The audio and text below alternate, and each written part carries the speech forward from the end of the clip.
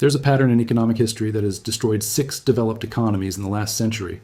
And every single time, the pattern is identical.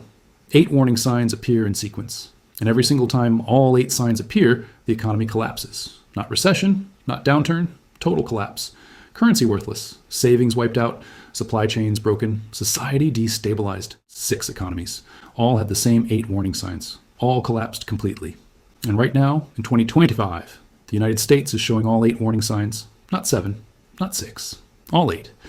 The pattern says what comes next, and what comes next is economic collapse. The pattern never lies. And the pattern says the American economy is in the final stages before collapse.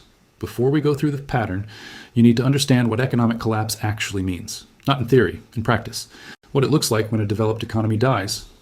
Economic collapse doesn't mean everyone becomes poor. It means the economic system stops functioning. Money stops working as a store of value.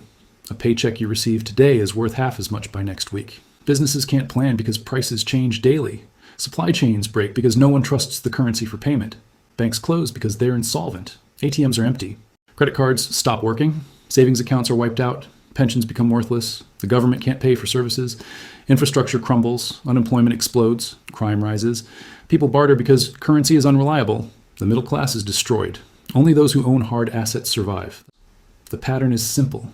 The pattern is consistent. And the pattern is playing out in the United States right now. And the pattern is playing out in the United States right now.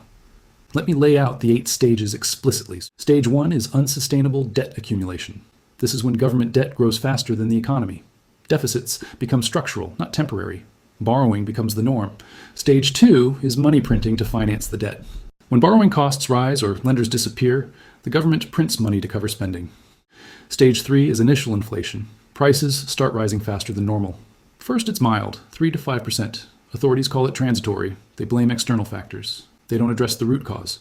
Stage 4 is a loss of confidence in institutions. People start to distrust the government, the central bank, the currency.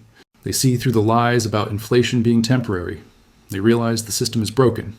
Stage 5 is asset bubbles and malinvestment. As confidence in currency falls, people flee to assets, real estate, stocks, commodities, anything that's not cash. Stage 6 is currency devaluation. The exchange rate falls, imports become expensive, the cost of living spikes, capital starts leaving the country. Wealthy people move money abroad. Stage 7 is accelerating inflation. What was 3 to 5% becomes 10, 15, 20% annually. Prices rise monthly, then weekly. Wages can't keep up. The middle class is crushed. And stage 8 is collapse. Either hyperinflation, where the currency becomes worthless, or debt default, where the government can't pay, or systemic failure, where the entire financial system freezes. Usually all 3 at once. The economy stops functioning. That's collapse.